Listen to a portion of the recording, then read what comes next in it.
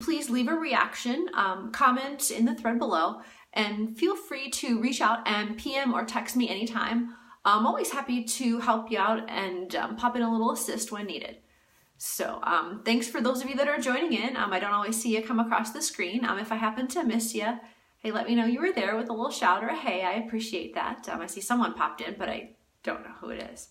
So if you can leave me a hey or let me know it's you, I'd appreciate it. But spring is finally here. You know, the weather's turned warm. We're all excited to go outside, and we all realize that we have spring cleaning to do at the same time. And yes, spring cleaning is a must, but there's probably one part of spring cleaning that you didn't think of. And it's something that I wasn't aware of as well. And for a lot of years that I was struggling with my skin. And once I implemented these few tips, I've noticed such a big change. And I'm hoping that you find these tips valuable too. Okay, so like I said, I know it's spring cleaning and I don't want to add more to what you have to clean, but this is one more that you would find helpful. Now your bathroom cabinets and your makeup bags, so yeah, those definitely need to have a spring cleaning too. And there are 3 main areas that need spring cleaning, and you'll find that this is very helpful for you. Number 1, any products that you're using, whether it's makeup, you know, your powder foundation, any creams that you're using, any mascara. I think I just threw that away. But what you can do is you need to check on the expiration dates. Now, some of the products I've noticed, there is no expiration date on them, although there should be. What I did notice is that many bacteria, oils, and being exposed to the air, it tends to break down the formula because they're only meant to be stable for a short amount of time. And what it will do is cause you a lot of acne, redness, irritation, sensitivity, and especially, in my case, a lot of breakouts and blackheads that I really had to work more often, I should say, to work harder to get rid of the problem.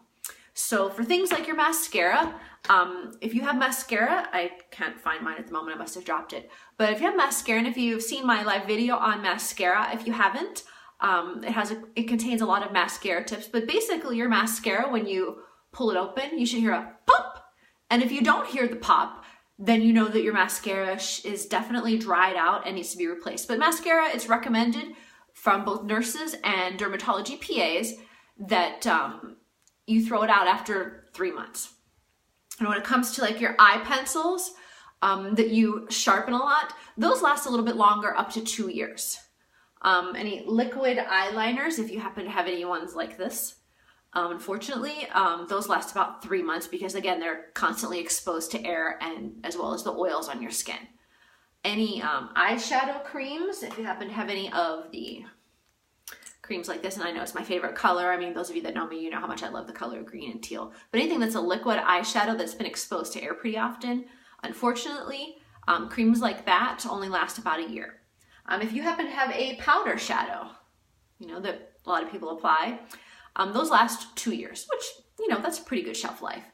If you happen to have a liquid foundation, which I don't have or use, because it's a liquid and again, it's exposed to air, 6 months. And if you happen to have a lash serum, if you happen to be a lash serum user, and you're one of these lash serums, then 3 to 4 months is the max again because oil breaks down the formula.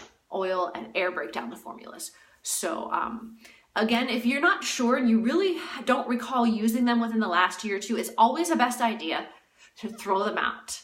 And you know, if you're like me and you're budget conscious, the best part of throwing them out is that you're not going to have to deal with more acne on the side. And yes, you're throwing them out, but you need to start anew. You need to have new ones to replace them so that you have less acne, less irritations, especially if your skin is sensitive. That might be why your skin is reacting. Second thing, sunscreen. Now that the weather's getting warmer, the sunnier days, we're going to be outside more for track, you know, softball, baseball, and we're spending more time outside and more time in the sun, and you absolutely need sunscreen. And you want to check the dates. Now this one I've noticed, it doesn't have dates anywhere. It could be 2 years, it could be 5 years old. And the copyright says 2015, 2015. If it was from 2015, it's definitely expired by now. But you want to check the expiration dates on your sunscreen. One I have here, although you really can't see it on the bottom, I apologize due to the light, but it says 4 of 2017. I think I need to toss that one out. This one doesn't have one at all, so I don't know how old it is. It's been there pretty long.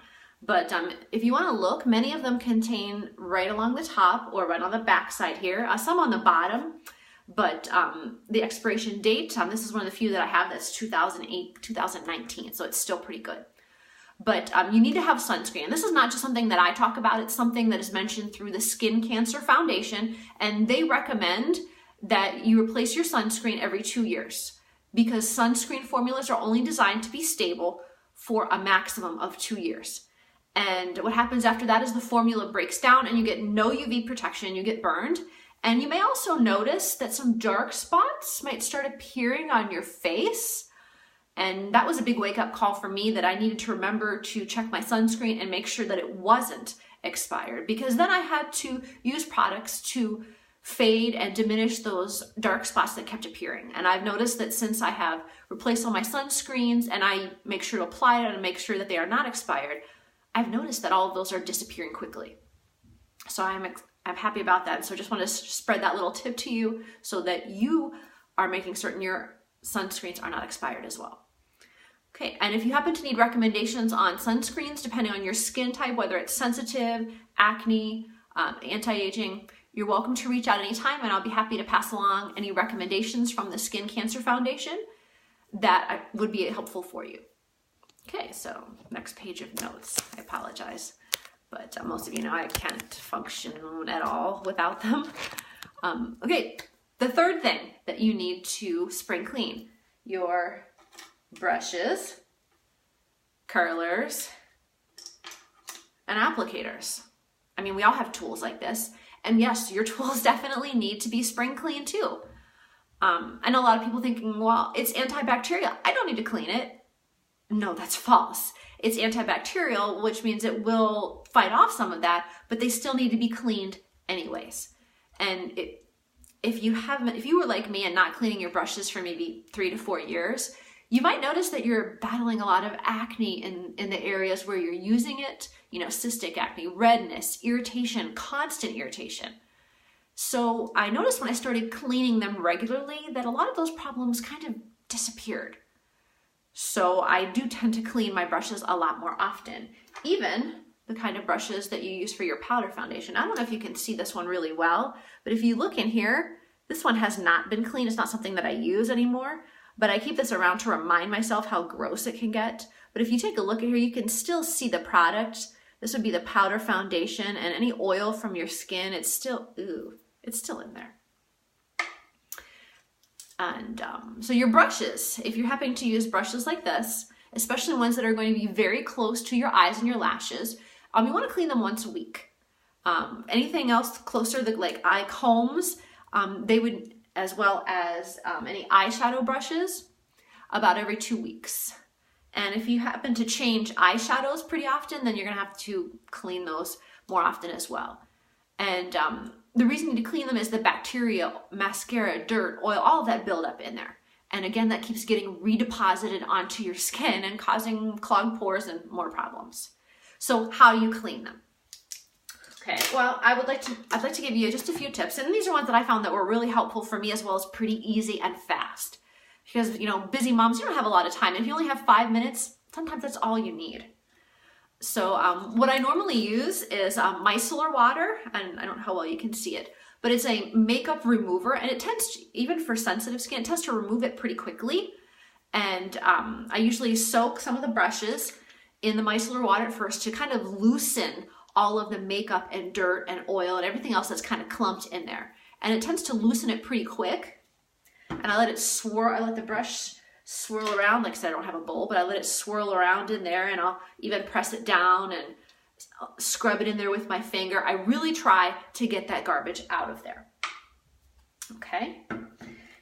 And if you happen to have it, you can swirl it around and press it. Now, there are other ways to clean your brushes. I've noticed that there are a few people that had a cleaning machine that swirled it around from Amazon. Some had the cleaning mitt. It just depends on what you have at home. Me, I just use an old plastic bowl that works just as well. And when it comes to the next step, after you've used the micellar water to loosen all of your makeup, or even just a regular makeup remover, whatever you're most comfortable with, I then go with antibacterial soap next. I'm not taking any chances.